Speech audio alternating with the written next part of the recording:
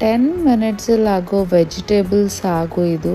ಚಪಾತಿ ಹಾಗೆ ಪೂರಿ ಜೊತೆ ಒಳ್ಳೆ ಕಾಂಬಿನೇಷನ್. ಇದನ್ನು ಮಾಡೋದಕ್ಕೆ ಮೊದಲು ಜಾರಿಗೆ 1-2 ಸ್ಪೂನ್ ತೆಂಗಿನಕಾಯಿ, 4ರಿಂದ 5 ಹಸಿಮೆಣಸಿನ್ಕಾಯಿ, ಶುಂಠಿ, ಬೆಳ್ಳುಳ್ಳಿ, ಈರುಳ್ಳಿ, ಕೊತ್ತಂಬರಿ ಸೊಪ್ಪು, ಪುದೀನ ಸೊಪ್ಪು, ಚಕ್ಕೆ, ಲವಂಗ, ಸ್ವಲ್ಪ ಕಡಲೆ ಹಾಗೆ 1 ಟೊಮೆಟೊ ಹಾಕ್ಕೊಂಡು ನೀರು ಹಾಕ್ಕೊಂಡು 1 ಸ್ಪೂನ್ ಧನಿಯಾ ಪುಡಿ ಹಾಕಿ ರುಬ್ಬಿಟ್ಕೊಳ್ಳಿ.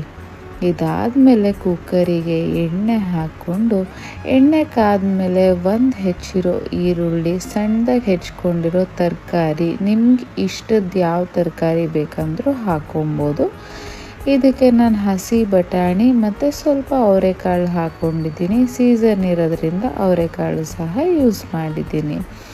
ಇದಕ್ಕೆ ಒಂದು ಸ್ವಲ್ಪ ಅರಿಶಿನ ಹಾಕಿ ಮಿಕ್ಸ್ ಮಾಡಿ ಇಟ್ಕೊಳ್ಳಿ. ಇದಾದಮೇಲೆ ಇದಕ್ಕೆ ರುಬ್ಕೊಂಡಿರೋ ಮಸಾಲೆನ ಹಾಕ್ಕೊಳ್ಳಿ. ಅದೇ ಜಾರಿಗೆ ಒಂದು ಸ್ವಲ್ಪ ನೀರು ಹಾಕ್ಕೊಂಡು ನಿಮಗೆ ಕನ್ಸಿಸ್ಟೆನ್ಸಿ ಎಷ್ಟು ಬೇಕೋ ಅಷ್ಟು ನೀರನ್ನು ಆ್ಯಡ್ ಮಾಡಿಕೊಂಡು ರುಚಿಗೆ ತಕ್ಕಷ್ಟು ಉಪ್ಪನ್ನು ಹಾಕಿ ಕುಕ್ಕರ್ ಲಿಡ್ಡನ್ನು ಕ್ಲೋಸ್ ಮಾಡಿ 2 ವಿಷಲ್ ಕೂಗಿಸ್ಕೊಳ್ಳಿ. ಇಷ್ಟೇ, ಸಿಂಪಲ್ ವೆಜಿಟೇಬಲ್ ಸಾಗು ರೆಡಿ. ಹೇಗಿದೆ ಅಂತ ಕಮೆಂಟ್ ಮಾಡಿ.